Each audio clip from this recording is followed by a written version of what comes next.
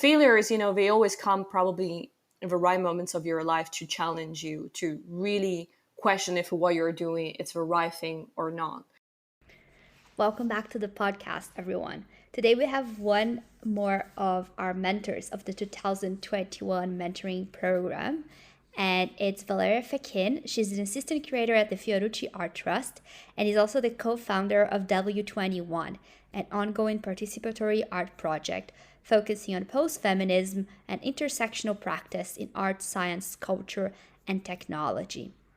She has independently curated a vast array of exhibitions and collaborated, amongst other, with artists such as Ellen Kamek, Joana Escoval, Mona Hatoum, Susan Hiller, Lubaina Hamid, and so many others. She's a fascinating person. She talks to us about finding her path in the art world, coming from a small town in Italy, navigating her way through the UK art scene, and much, much more.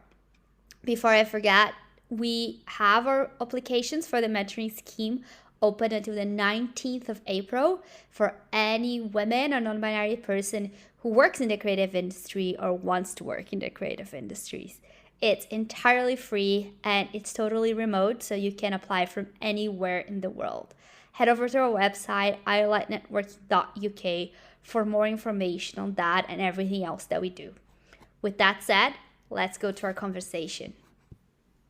So, first of all, Valeria, thank you so much for being here and for being part of the 2021 I Like Networking Mentoring Program. Thank you so much for inviting me, Isabel. It's A pleasure. really exciting to have you. And I want you to just start the podcast by quickly introducing yourself in your own words. So, tell us where you are, where you're from, and what is it that you currently do for work? Yes, so I'm an assistant curator currently at the Fiorucci Art Trust in London, which is this institution that is working with contemporary art and emerging artists in very unconventional places. And on top of that, I'm a researcher, and especially my focus is on extended realities and digital practices. And I'm also the founder of W21, Women 21st Century, which is a data feminist research platform, which I founded 2 years ago with two PhD students from MIT, Delaney Joy Linden and Indroni Saha. I love that. And I want to get into every single bit of your very multi-pronged approach to the art world. Before we go there, can you tell us what is your biggest career failure or worst job experience? Just a big fail, like what we would say is a hashtag fail in the world, just to break things up. That's a very interesting question. I think whenever we are in the present moment of a failure, we feel it like, it's the biggest challenges of our lives. But in a way, when you look back at it, it feels like it's something constructive. We all learn through trials and errors. And I think there is still such a big stigma about failures, all about our society. It's about achievements and overachievements. It feels like, we need to run over the top of this mountain, and it's like a never-ending marathon. For me, so in a way, I don't like to think about failures like it's something that defines you. It's a learning experience. I mean, we do have like micro failures every day in our life, even if we don't like to admit it, even if we don't like to share it through social medias. For me, I think I had many failures in my career, like moments that in which I felt, to be completely self-doubting myself, to feel that I was not making the right choice. One of that, for example, was when I started a business course as a university. For me, that was one of the biggest challenges probably of my life, something that I perceived as a failure back then. But now I also understand that it was such a pivotal moment for my career because it really defined me. I'm always a little bit skeptical about people that feels or are so confident about themselves that don't admit that they had failures, because it's about failures that you can, I think, connect with people, with their inner emotions, because what feeling in a bad situation really means. And I think that is really important, especially in the art world, where we all are trying always, to to shine and to prove ourselves and to prove how important and smart we are with our ideas. So for me, that moment was incredibly important. My parents really wanted me to go into business, and I think I was 17 and my idea were probably not the clearest. So I started to do 1 year of business school, and that for me that was a massive failure, because I remember trying to do analysis one, like maths exams, and I couldn't find a way to go out of it. And yet, I've always been loving the theoretical part. And I just felt that I was a complete failure, that I was not fitting. But my inspiration, I remember one day, it was December, just before one exam, and say, but I want to become an art critic. And I was exactly, pointing out to a person, very famous critic in Italy, Filippo Daverio, who actually got a master in business. And so I was trying basically to convince myself that the decision I was making, they were the right one. And then in July I had to have this very honest conversation with my parents to say, I'm sorry, but I'm changing faculty, I'm getting into the arts. And that was something that I felt to be a big failure, because I felt to be overly judged and I had to prove myself. But now they're the biggest fans of what I do. So failures, they always come probably in the right moments of your life to challenge you, to really question if what you're doing it's the right thing or not. So I think I'd always want to consider failures from a positive aspect. They teach you something, and we should all embrace that in a different way, I think. I love that, Valeria. Thank you so much. It's such a good answer. And 100% that's kind of the point of this question, is one, to tell people that everyone fails at multiple times, sometimes multiple times a day, as you said, and we can all learn from it. And Exactly. exactly, it's really hard to do it in the moment, but in hindsight, it does bring you those like learning processes. So I think it's about, when you're failing, it's like, okay, this sucks right now, but I will eventually be able to look at this with a bit of distance and understand how I can, use this for my future growth. So thank you so much for sharing that experience with us. And you started talking about university and the beginning of your career. So can you just tell us, when did you realize you actually wanted to work in the art world? I think I knew that I wanted in the art world something involved with it, because I back then I didn't even know what it was really. I think it was when I was a kid. I think around 4 years old. I've always been such very creative kid, and my mom, for example, she was working for a very famous fashion brand, and she used to take home this spare parts of fabric that I would have used, to dress up my Barbies. Or I remember that I was using the cocktail cabinet of my grandma to create the sort of penthouse for my dolls. So for me, it has always been like a very inclusive and holistic approach to the arts, I think.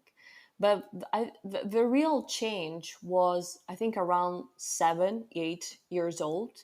And I got quite interested to read philosophy books, and I was still from my sister, and she was already in high school. Um, and I got also so fascinated by astronomy, and I requested my parents to have a telescope. For me, that was a way to see that everything is connected. I was so mesmerized and so fascinated about looking at the stars, and then switching to a book about Egyptian cultures. And I always found there's life, it's so interconnected. Like everything in culture is so interconnected. If you look back in time, so if you look about the future, I think for me it was to realize that proportions, it's really what defines us. Like an aesthetic object has a function, and that is talking about design. So you can talk about it from an historical perspective, you can talk about it from a functional perspective, and that is really about the art. It's about this feeling that everything is life, is so interconnected, and you can't just not accept that. So that for me has always been a very graduate move into the arts. There's never been a specific point in which I really said I want to work in the arts. I think for me it's always been such an overwhelming feeling. I remember waking up at nights and 2 a.m. and just needing, to draw something because I had, this inspiration, something, burning in my chest, and I had to let it go. And then by growing up, I think I started, to realize what I was good at. I realized, that I was very good, studying our history, to convey this passion about the art. But yes, I think, the moment, the university for me, something that was perceived as a struggle, it was an emotional growth, because in that moment, I really got committed to the idea of saying, this is really what I want to do. My family was not coming from an arts background. My dad, he works as an engineer, so he always had a very structural mindset. And so when I was growing up, I always felt that I was a little bit like, the black sheep. I grew up in this very little town in the Dolomites in Italy. And so I always, felt to be a little bit out of space. But, this sense of commitment to the arts, of a sense of beauty and what beauty can actually, brings to humanity, I think was really what fostered my intention to work in the arts and to commit to that. I love that. That's such a great approach to it all, and it's really interesting how so many of the people that I've spoken to recently have, in a way, a similar experience of being the only ones in their family trying to find a path, and the path to the creative industries is never a clear-cut one, especially if you have zero role models. So I appreciate that, and I imagine that it wasn't such an easy thing to figure out where to go next. So that said, do you know, what do you consider it to be like the one big opportunity that you received, or maybe the pivotal moment where you're like, okay, now I'm officially in the art world? I think there were two moments. So on the second year, when I switched to arts history, I remember that I wanted to get an internship in an auction house. And I was actually the first student, like, I was so committed to the idea that I wanted to work on the auction house. And actually, that was also, a terrible experience. I had, to move to Milan, it was my real first internship. So I didn't know what it meant, to work in such a competitive environment. But I had the opportunity. I remember I wanted it so much and so deeply. But I had, basically to start even the papers for the university, which, an amazing university, but, it had to be recognized by this institution, by this very famous auction house, to be partners.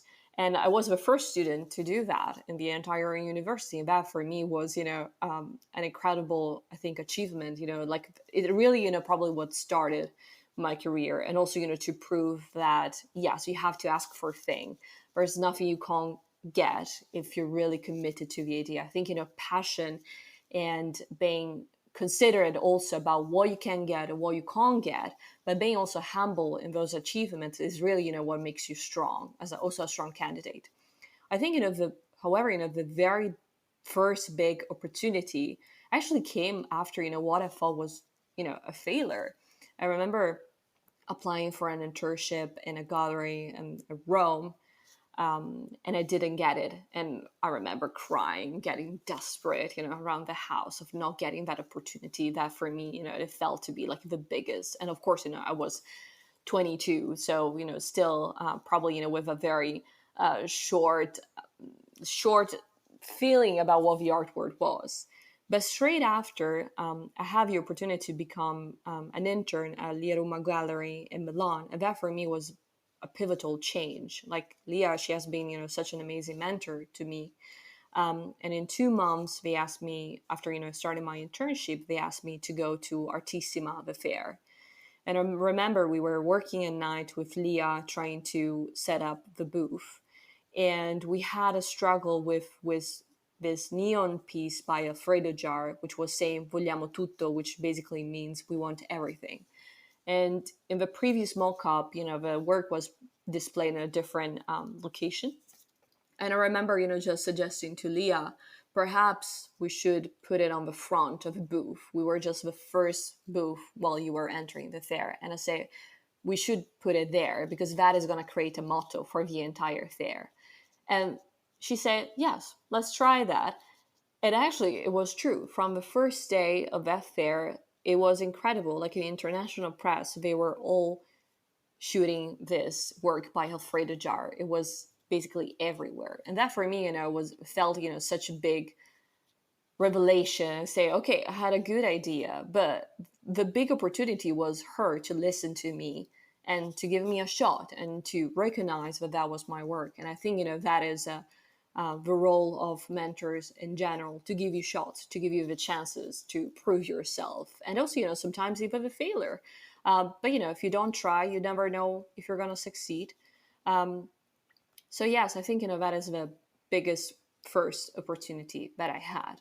But it's something, as failures, we all have, these small moments in which, we have a sort of epiphany in which we realize that probably, we're going through the right way. And I remember having an interview recently, and they asked me, what it feels, to be in the right place, And I remember saying it's the opportunity to look yourself in the mirror and to recognize yourself. And that I think, it's a big opportunity that you have every day, just to recognize yourself, saying, okay, I'm committed to the idea and I'm trying to pursue that idea in the best possible way. Oh my God, that's incredible, Valeria. And I couldn't agree with you more in terms of the mentoring role. I think it's funny. I had a similar experience at approximately a similar age as you, where I had this boss who gave me this huge shot, and she said, "Okay, I'm going to put you in charge of this specific thing." And I was definitely not prepared. As in, I had never had that experience, but she told me, well, you'll never have the experience if you don't have it first. So you just have to do it. You have to do Like it. if you Like, fall, yeah. if you fall, you fall, right? And I mean, one of the good things, I remember all the time Leah telling me, she's an amazing dealer. She created, like, the art, the art scene in Italy, the Arte Povera. She was one of the first person to be there, so she knows a lot. But I remember, just after Artissima, having to take, completely by myself, a fly with her to go to New York and to go to the Armory show, to go to Marina Abramovich birthdays. Like, I was in one moment without, having any real art experience, despite, my first enter in the auction house. I had, just to go, to try to get appointment with museum directors. And it's really, it's really about that, like, giving you the shot, giving you the tools to see, how far you can get. And I remember, always like her telling me, I remember, for example, I was looking for a flat in New York, in Chelsea, and it was completely difficult to find one in that specific period. And her, constantly, like, challenging me to find a better one with very specific characteristics. And then once I told her, don't worry about that, I can handle it. And then she answered, I don't worry about it. That's my work. And I thought, that was, such a good way of telling me, yes, if you are in charge of your work, it's not about being preoccupied of something. It's about occupying yourself with it. Like, it's your job. So it's your job to understand where everything is going. That was, major lessons, I think, that phrase. I can't translate, properly in English, but it really, makes sense. Like, you don't worry about things, you act on things. I love that. That makes a lot of sense. I love to, afterwards, you can tell me how it is in Italian, and I can try to see if it Yeah, makes sense in absolutely. Portuguese as well. um, I love that you're giving us a lot of insight as well of your career, starting your career in curating. I think a lot of, I tell this to a lot of people. Someone asked me the other day, because I was a talent agent for a while, what was the most glamorous part of my job? And I told them, I don't think there was ever a glamorous part of my job. Like, it's very rare. It was like maybe once a year that we could go to anything glamorous. I feel like glamour is very So true. overrated in the creative industries for most of us, unless you're a Hollywood star, And even still, when you're filming, if you ever go to a film set, it's like those dingy trailers and the food, and you wait for hours, and it's like, I think the glamour is a fake perception. It's a fake So, perception. I completely agree with yeah, it, because like, every time like people, they think about the arts world, and I think, this is also, one of the challenges, that I faced in the industry, is that you just live over reflection most of the time. You work with very valuable items. If you work in the creative industries, it's always about that. It's always about something that is bigger than you. And I think, it's incredibly important to be able to recognize where you stand and where your practice stand, where you finish and where your work starts. And that is something, from, especially, now with social media, I think it's very complicated for people to understand what is real and what is not real. We live in the world, of the fake news, and everyone, it's always, trying to promote themselves, which is completely fine. But in a way, we're also giving the wrong perception of life. Life, it's about taking care of things. Like, being a creator doesn't only mean to go to openings. I found that honestly quite exhausting. Also, it's about, working behind the scene. The work behind the scene, it's most of the time is not that glamorous. It's about to deal with problems constantly and to have, the sort of solving solutions all the time, 24/7. You need to be available for your team and for the artists, for example, that you work with. Yeah, so, glamour is, I think it's something completely overrated. Yeah, that's my experience as well. But I would love to know on that aspect, what is the one thing you love the most about your job? And this can be about either working at Fiorucci as an assistant curator or with W21. And what is something that you actually spend a lot of time doing that you didn't anticipate you would when you were starting out, when you were studying art history? Wow. Okay, that's interesting. So, in regards to the Fiorucci, I think the thing I love the most is to work in such a small team that is feels like a family. I had the opportunity to start working in the Fiorucci Art Trust, and I loved every single bit of it because I'm working with a visionary, like the founder, Nicoletta Fiorucci Russo. She's an incredible mecenate for the arts. She is recognized internationally. She's an amazing collector, but most of it, she's one of the most humble person that I've ever met in my entire life.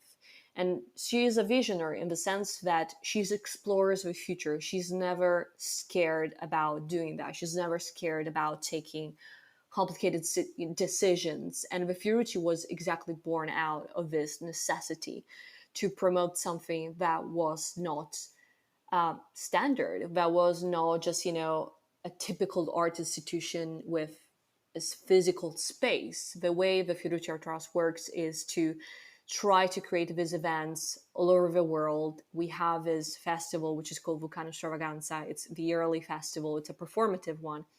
And through the years, we have been working with incredible artists from Harun Mirza to Camilla Rowe.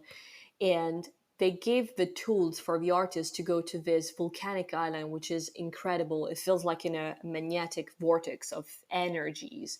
For example, Nietzsche, he sets the Zarathustra there, like, the ascension of the Zarathustra. It's an incredible place. And I think that for me, and it's one of the most incredible things, is to work with people that are visionaries. And especially, to have a sort of yin and yang. So Nicoletta, she is calm, she's into yoga practices, about healing practices, and she really, she conveys, the sorts of meditative feelings around her. She feels like, like a spring breeze, to me. And then the director, Milovan Farronato, he's an artist. He's a genius. There's nothing else we can say about him. The way he works, the flow of his works, he has, these incredible visions, perhaps, even at night, and then he has to text you, and maybe he wakes you up. But that's his creative process. He has this imaginary visions from a curatorial approach, and he's able to create those. So I think, I'm very lucky to be working with both of them and to get to learn the best of both of them. And to be able, I feel myself as a sort of mercurial role, always like in a sort of a flux, and trying, to create balance. But I think, teams, are really about that, being able to work with people that you have a great estimate, that you really value their opinion, that you care. It's not only about being, recognizing their role from, her, from a hierarchy perspective. It's really, to have this strong connection, which is about caring for the other person and felt to be cared. So that for me, it's the biggest thing now working in the Fiorucci. And about W21, it's something, that we started in 2019. And it was thanks to Katie Barrett, who's the curator at the Science Museum. I was currently I was a student at the Courtauld curatorial program, and I was interning as a curatorial assistant in her department. And Katie was my mentor, and she gave me the opportunity to chair a panel about the scientific body. And on that occasion, I have a chance to meet Indrani, who's a PhD student, and she was conveying she was conveying this paper about the scientific body in Indian culture. And we had just the opportunity to chat about, what it feels to be a woman in the 21st century. What is the role of a curator, in all of this? And from that, W21 started. We felt that we had something that we should talk about. It was, common interest. And that's from where it started. And the most amazing thing about W21 is that we have a chance to talk with incredible people all the time, from scientists, from people that are focusing on artificial intelligence, to artists that explore the liminal space of what the physicality are. It's, with people that are questioning these questions all the time, that it's part of their practice. And I think, for me, it's so important to question things. I don't like most of the time, to provide answers. I always like, to consider reality as something which is in a constant flux, which is something being shaped, and having the opportunity, to talk about people, about all of this question, to try to figure it out, what is happening all together. That is an amazing opportunity. It just started, so we don't know where it's going to end, but to have a vision together, I think that is the most powerful things. It gives you strength to keep going what you really care about. Yeah, and I And really enjoy the fact that it. Sorry, go for it. I was just no, going to sorry. say that I really appreciate. I really appreciate that W21 is born out of a collaboration, between curators and others in the art world, and I feel like that really encapsulate a lot of what we are about as I like networking, which is all about collaboration, over competition to go forwards in the creative industry. So I Absolutely. think it's a really interesting project. But yes, please tell us what is something you spend a lot of time doing that you didn't anticipate you would, if there is anything. I don't know. Well, I just want to add something about collaboration. I think right now, and we can explore that later on, but I think collaboration is key, especially after this pandemic. I think it brought up the necessity for people to connect, to shift from this necessity of overachievement to something that it's about collaboration.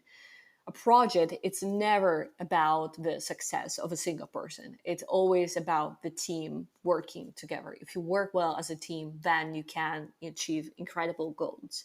And that for me, it's very important, to work with people that understand that, that are able to put, their names secondly, and just push the project first. I think that is incredibly important. And it's also, feels what you're also doing with I like networking, is to give, this sense of community to people. We need community. We need healing practices in the current time to, to see the future, to shape it. I think it's incredibly important, and we all have to embrace it. I love that, Valeria. Exactly. It's 100% that, and I understand. I also feel like that. Hopefully, with with this pandemic, people will be more and more prone to forming and being willing to share and being part of these communities. And I think it's really about making actual spaces. I mean, there's a lot to be said, of course. Like I'm a big user of social media in many ways, like LinkedIn or Instagram and whatever, now Clubhouse, whatever. I'm really interested in using those tools to connect with others, but I don't think that's where a real community happens. I feel like it tends to happen in smaller spaces, and in a more organized and somewhat private um, I don't know, manner in a way. It's true. But yeah, I think that is really, really key. And it's really, really important that we do that. And our community can be really small. It can be just with your peers, and it will still yield great results, I think. Yeah, I think it's about considering social media as a tool and not as the actual space for interaction. Like, it's a way to connect to people. It's amazing. It's quickly, you have a direct response. And I'm using that a lot as well. But at the same time, it feels like, we need to be able, to go back to the sense of real connection to people, and I think, networking, it's really about that, is to create a very meaningful connection with that person, which is built on mutual respect. So I think, social media, Yeah. they can be used to do that, to connect with people that you really want, to know more about them. It's to know about the other person, to know what they're thinking and what you can get out of it. I think it's a spiritual, but also, it's a growth. Whenever you meet someone that is different from you and has a different experience, it's a way for you to understand what you can get, what you can incorporate, of their way of approaching life. I think, that's, for me, it's incredibly valuable to connect with people, from all over the world, and to see their perspective on things. That's, yeah, I love that, Valeria. Thanks for sharing it. I think it's exactly how I approach usually networking. But I think one thing it would be interesting to know from you is, obviously, as you mentioned, you didn't come from an art world background. You switched, you started doing art history, which of course would give you, I guess, at least some colleagues who are interested in the art world. But I'm guessing that when you started out in the, let's say, work career mode, you did not have that many contacts to go out and reach out for. And I think that's what a lot of the ally networking community is at. That's the stage. They're like coming out or trying to get their first foot in.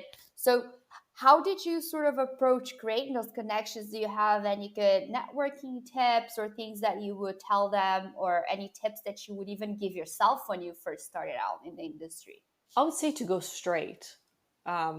It's a very, direct approach, but that, for me, it's how I started, working in the art industry to get the first internship, was to have, this incredible passion, but I didn't have, the tools or the people, that could connect me to. So for me, was really, to send a straight up email saying, I really want to work for your institutions, and to provide that very strong emotion, which, comes secondly, in terms, of your skills. Of course, when you're just starting, you need to have experience. So um, I think, it's really about that. It's being straightforward and to give this very strong sense of passion, and it's, don't feel ashamed of contacting people, because I honestly, I've always loved even to talk to people and to ask them, what do you think about this? What do you think about this opportunity? What do you think about this school? Do you think it's a great fit for me? um, and I think, people, even strangers, are willing to give you those opinions, and I love to do that as well. Whenever some students, they contact me about a specific course, about specific way of approaching the arts, I'm always, very happy to give that back, and because I know how much I struggled to do that. So I remember, for example, last year I was giving a lecture at the university, and I asked the students, especially, I feel like, in Italian culture, there's this very strong sort of stigma that you can't ask for things, either things, they just drop from the ceilings, or and you feel, or you either, you feel entitled to get one. But the necessity, of creating your own future is something that is really not part of our culture, in a way. And I remember, talking to the students and assigning them with a task and saying to them, here's a portrait. I remember it was a work by Roberto Cuoghi, um, which was actually, portraying Nicoletta Fiorucci and Milovan Farronato. And I asked them, do this task. So if you're interested, send me by tomorrow 300 words about iconology. What do you think, are the meanings about this work? How do you think, the artist, wanted to experiment, or what he wanted, to portray? And it was incredible because the day after I received like a more, longer emails than 200 words. And through that, I really seen that just from small tips, just from small opportunity, people, they were willing to get it. And that was an incredible opportunity because then, I also stay in touch with some of the students and they were asking me, how do you think, how did you get there? And I think, having the sorts of role models, it's important. You always, need to look at someone and get to know, even like to study their CV. I always find, incredibly, important, to study the biography of people, asking them, what was your fear when you were a teenager? Why did you want, the same question that you asked to me, I always felt, it was good for me to ask to people that then became my mentors. And whenever, you share your insecurities, I feel, but they can also, see your motivation. And that is really, I think the things that really click. Like a mentor really wants to recognize that that person has all the skills to succeed, but it's normal to have lots of fear. And that's why, mentors mentors, they do have a role. We all have mentors in our life, and it's someone that just pushes us, like perhaps, just gives us the right answer at the right moment, and everything, just clicked and fall in place. Yes, absolutely. Valeria, I would like to ask you something. So I don't know if you know this. I know we've been talking about the mentoring scheme, obviously, which you're going to be a part of, which I'm really excited about. So if anyone is listening to this, the application is open on March 22nd. But we have a members community, which is for more sort of sustainable peer-to-peer support and networking opportunities throughout the year. So we have former mentees from the 2020 cohort. We have people who apply and get bursaries, have people who pay for it. It's $8.50 a month. And it's really growing to be a really lovely community. We have everyone helps one another. They ask questions, and there's this feeling of collaboration across the sectors of the creative industry, which for me was always super important, that I was lacking when I moved to London. So I asked them if they had questions for you. And so one of them has a really interesting question that I love to ask you Mm-hmm. before we start wrapping up, because I know we're on time. So Claire, who is a wonderful member, asked the following. So the pandemic has accelerated our digital growth. How do you anticipate this will play out in the landscape of digital art? That is that is a very interesting question, but it's something that doesn't go back only to the pandemic. I think, the pandemic is exactly, accelerated this shift. But it's something, that has already been there, and we're just realizing it. We're living in the sort of immersive turn, which is the next visual culture turn after the visual turn, in which, we were surrounded by images. If you think about social media and Instagram, it's the word of images. They convey information, they convey messages. But now in the digital sphere, what we are perceiving is that we're shifting into the virtual world. The problem is that, there is an incredible spectrum about what the virtual is. So we can go from augmented reality to extended realities, which is when you incorporate virtual realities to the real world. So you can have, for example, Oliver Eliasson, he created the series of works for acute art, which, you could play with some of his motifs in the real space. That is augmented reality, and we work with that, every day. Whenever you have a GIF on Instagram, or you play with filters, is exactly augmented reality, and we don't understand, how much is really incorporated in our daily life. And on the other extent, we have, for example, Mozilla hubs. We have these spaces which are completely virtual, in which we navigate in.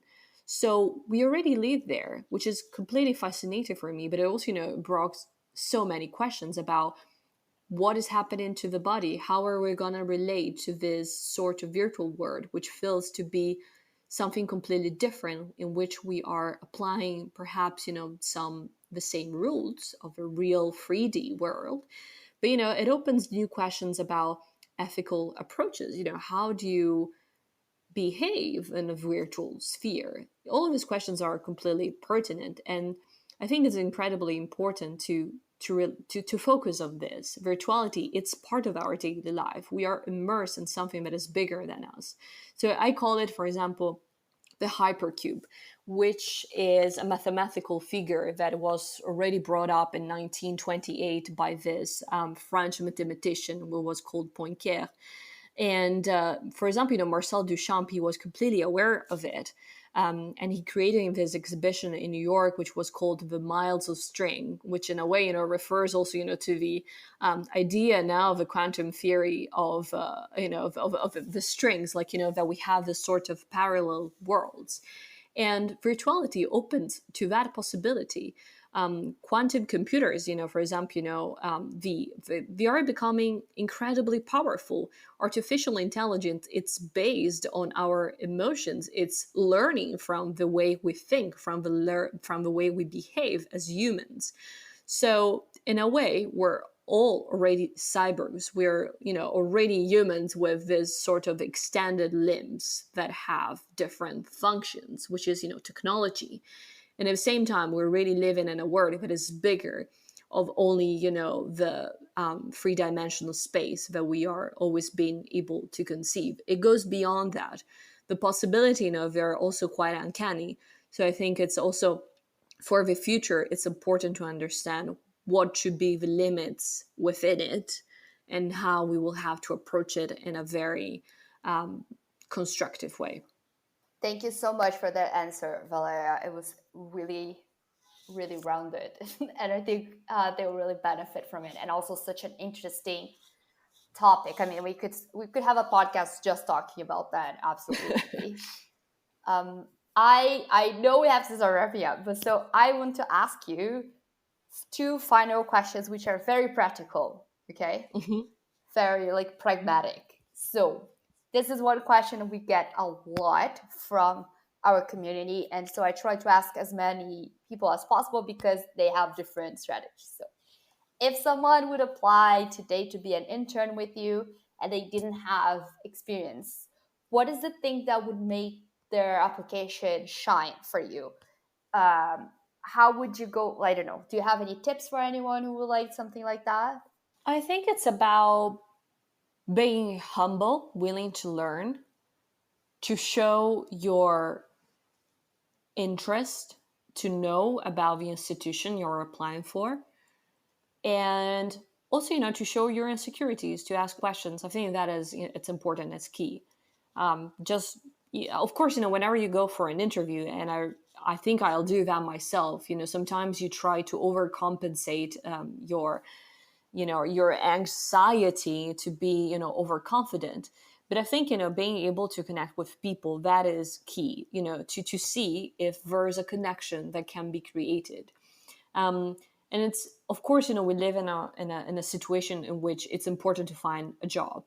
We live in a very precarious situation. So if you have a job, you should consider yourself very lucky.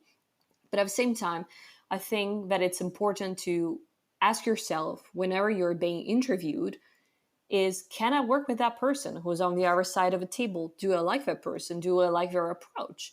And I think it's something that, especially when you're applying for a job, you feel that you're not entitled about asking yourself, just because perhaps, you really need a position, you really need money, you really need a salary. But I think it's important also to ask, do I fit? Do I not fit? Because perhaps, the next opportunity might be better. And always, if you're rejected, there is a way, there is something. I have, this very holistic approach, which I try, to remember myself all the time, which, we experience failures. And I think it's that, I like to think, that our destiny, it's really written in one way. So if something doesn't work out, it's because, something better is on the line. So try to be resilient with it. And also, to ask yourself, it's really what you want, or is just, the name and the position that you're really trying to get.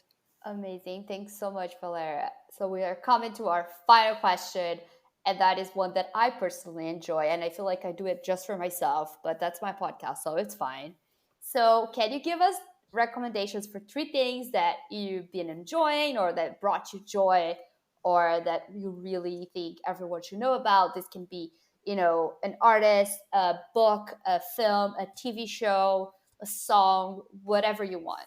Okay, so in terms of artist, I would certainly recommend Jakob Steensen. He's an incredible artist. He trained himself as a gamer developer, and then he moved into virtualities. And he's an incredible artist. We're gonna work with him in October as part of the Anthropocene campus which is sponsored by the Haus der Kultur in der Welt and the Max Planck Institute in Venice. And he's an incredible artist because, he reenacts and pre-enacts like future ecosystems. So what the future might like. And he has a very strong connection with nature. So, the interlink between nature and technologies, I think it's incredibly important. He's one of those artists that are working with that. In terms of podcasts that I've loved listening to, I would say Open-Ended Design, which was funded by Sahir Khan. And she has this incredible approach to design from a more resilient way. What is the function about design in this current, broken world? How do you create a sort of rewilding towards, system? So, and that also connects to Design Emergency by Paola Antonelli, which I really loved. And then in terms of books, I think, during the pandemic, I really loved to, to get lost myself within, like, no fantasy books, but it's something that could really, open up your mind and project you into another world. And one of my favorite, it's certainly The Master and Margarita by Bulgakov. And in terms of diet, I think it's something, that I've been starting to put a lot of attention to it. And I think I started enjoying keto diet, which is, it's quite funny because it's about, you need to burn fat, in order to your mind, to work. And it's something that applied to me, so brilliantly. And I never thought, that you can be, that nutritions, they have such an amazing impact on your work. So being able, to go, if you can, towards organic food, to know what are the source of those food, and trying, to, for example, to avoid sugar. Sugar, they can create anxiety. And I think we live in a world which creates a lot of anxiety. So trying, to avoid that, I think it was one of the best learning experiences that I had through this year. Amazing. Valeria, thank you so much for joining us. This was such a good conversation. I really appreciate your time. And I look forward to speaking to you a lot more. And I am very excited for all the mentors who will have a chance to work with you this year. Any final words of wisdom before we go? I think not to try to fit in a specific box, especially if you want to have job into the curatorial world in the arts. I think it feels that, we need to apply ourselves to a specific structure, to a specific way of behaving, of dressing, of acting. And I think, your unicity, the way you are unique towards that, I think that is incredibly important, to be honest with yourself every day. And it's a commitment, and it's very difficult, because everyone, you're going to face a moment in which you're considering, perhaps, I should adapt myself to what people are expecting from me. But it's not the source of happiness. I think as a curator, finding what is really motivating you, what are your real interests, I think that is key to get a job in the industry. And also, a way to survive. I love that. Thanks so much, Valeria. Again, anyone who wants to work with Valeria this year, she's one of our mentors. So stay tuned to our website and our newsletter and everything else that we do. And thanks again, Valeria. And I hope to see you in person Isabel. Sometime soon. Exactly. Let's hope for that. Thank you so much again. It was an incredible talking to you. I'm glad you had some fun. I had a lot of fun. Thanks again for doing this.